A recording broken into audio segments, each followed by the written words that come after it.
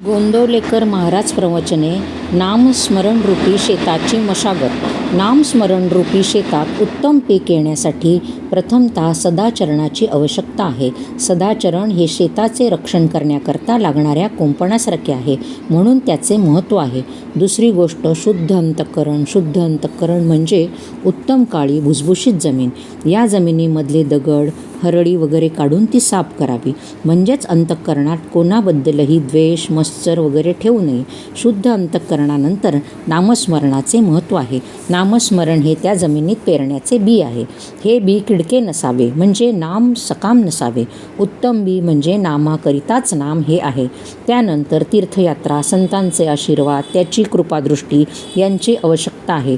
या सर्व गोष्टी पाटाच्या पाण्यासारख्या आहेत. त्यामुळे शेत चांगले यायला मदत होते. शेवटची महत्त्वाची गोष्ट म्हणजे भगवत कृपा होय. भगवत कृपा ही पावसाच्या पाण्यासारखी आहे.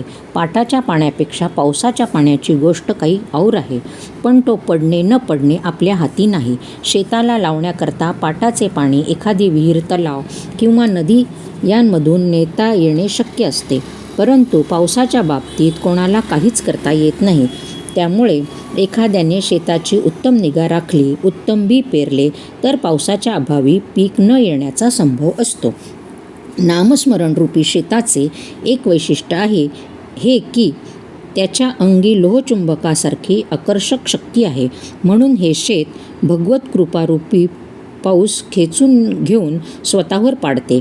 त्यामुळे पावसाच्या अभावी शेत वाया गेले असे कधीच होत नाही. आपण असे पाहू की 2 शेतकरी आहेत. एक कर्तव्यकर्म म्हणून वेळ झाला की आपल्या शेताची मशागत करणार आहे, तर दुसरा आळशी म्हणजे मशागत न करणारा आहे. आता आपण जेव्हा पाऊस पडेल तेव्हा त्याची मशागत केली तर त्याचे शेत उत्तम वाढेल, पण दुसऱ्याचे वाढणार नाही. भगवंताच्या कृपेने जो पाऊस पडणार त्याचा एकाला फायदा मिळेल, तो दुसऱ्याला मिळणार नाही. म्हणजे जो नियम प्रपंचात लागू तोच नियम परमार्थात लागू. भगवंताची कृपा सर्वांवर सारखीच वर्षाव करत असते. ज्याने ज्या प्रमाणात चित्तशुद्धी केली असेल त्या प्रमाणात त्याला फायदा होईल, दुसऱ्याला नाही होणार. भगवंत किंवा संत समदृष्टी असतात ते असे.